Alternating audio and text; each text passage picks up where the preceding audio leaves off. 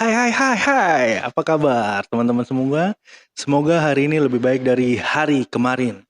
Nah, jumpa lagi di The Baskoro Scale Up Podcast dan di acara Teh Manis, Celoteh Masalah Bisnis. Oke, hari ini saya akan jelaskan tentang 9 amazing cash flow yang ketiga. 9 amazing cash flow yang ketiga adalah membuat buku catatan keuangan. Nah, ini banyak sekali yang teman-teman semua atau UKM-UKM atau pelaku bisnis jarang menggunakan ini ya, catatan keuangan. Nah, catatan keuangan itu apa aja sih? Nah, catatan keuangan itu banyak sekali. Yang pertama adalah catatan keuangan order ya, pesanan yang masuk. Yang kedua adalah catatan keuangan untuk eh, vendor ya, ketika kita bekerja sama dengan orang lain untuk bahan baku, untuk misalkan untuk pengiriman barang dan lain sebagainya, itu biasanya menggunakan termin. Nah, termin itu kita harus tahu berapa lama. Nah, di catatan keuangan ini terlihat bahwa misalkan terminnya 2 bulan kah, 3 bulan kah, 1 bulan kah, 1 minggu kah, 2 minggu kah, atau berapa aja. Jadi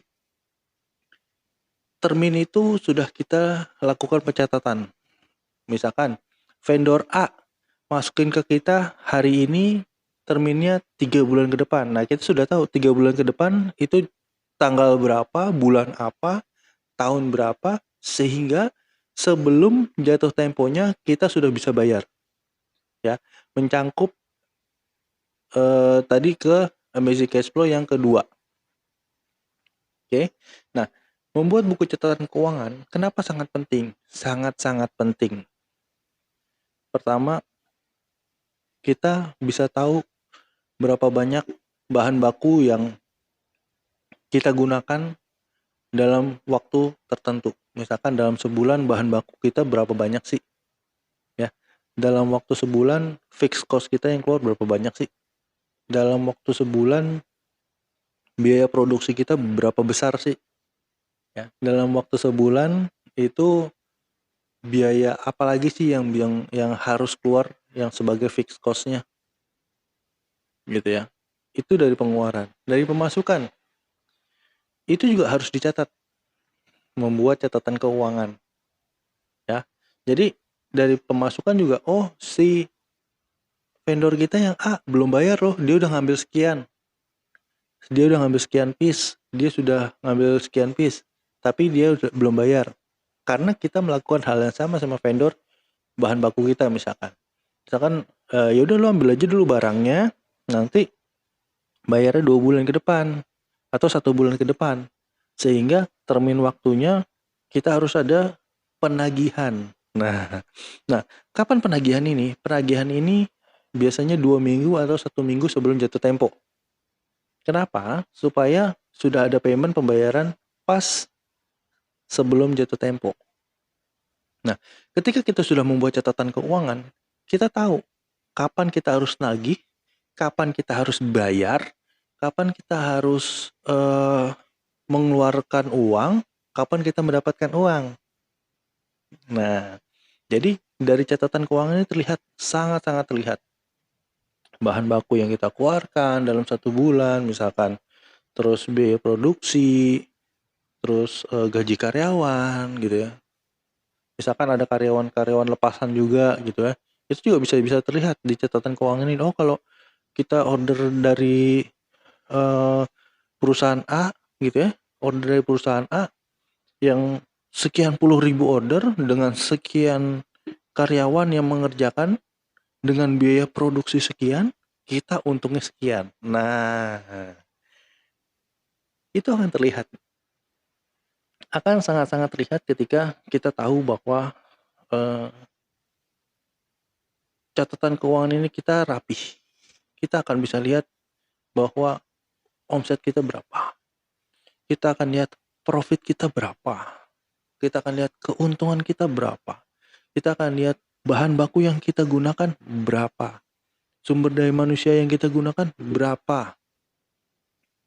Gitu. Jadi kita bisa memutarkan uang pendapatan ketika vendor yang harus kita bayar masih 1 bulan ke depan.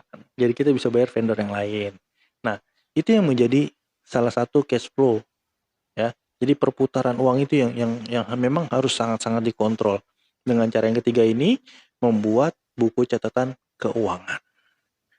Gitu. Jadi membuat buku catatan keuangan gimana? Apakah harus pakai buku kita garis-garis? Enggak juga. Gitu ya. Bisa dengan software. Nah, sekarang juga banyak software-software untuk pencatatan keuangan. Jangankan di PC gitu ya. Jangankan kita harus beli POS ya. Jangankan kita harus beli sistem pembayaran dan segala macam. Dengan yang gratisan pun ada.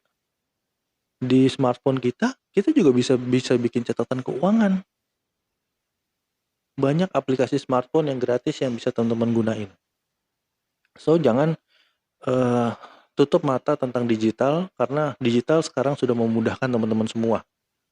Baik pembelian, baik pencatatan keuangan, pembayaran pajak, perhitungan pajak, atau pembayaran vendor, kapan termin waktu, kapan harus bayar karyawan, kapan harus gajian karyawan.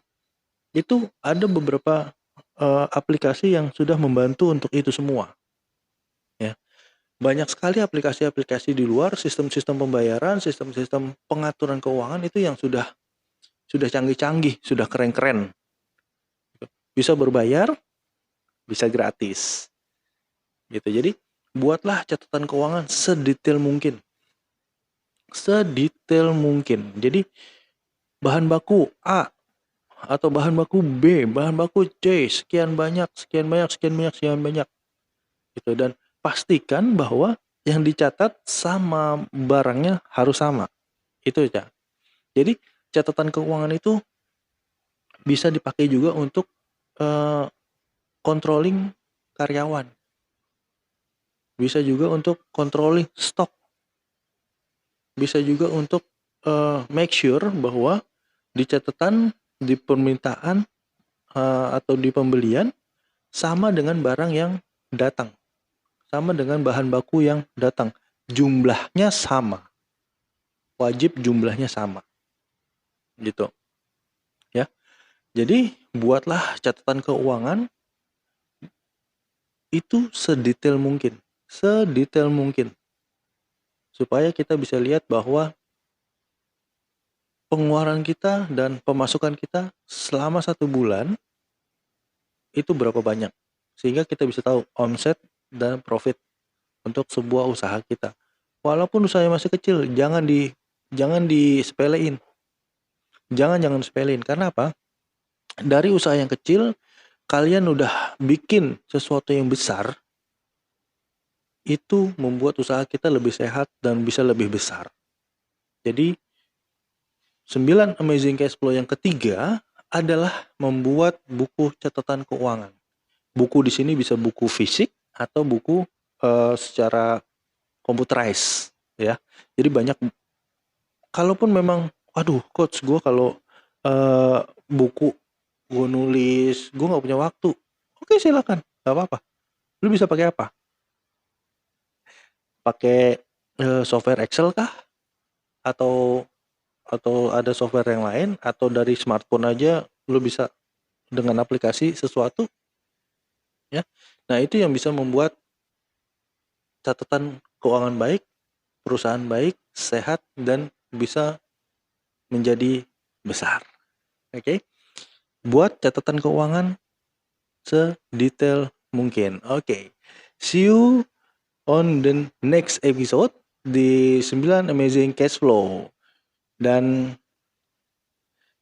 pantengin terus The Baskoro Scale Up Podcast, Teh Manis Celoteh Masalah Bisnis, dan semoga hari ini lebih baik dari hari kemarin. Bye-bye.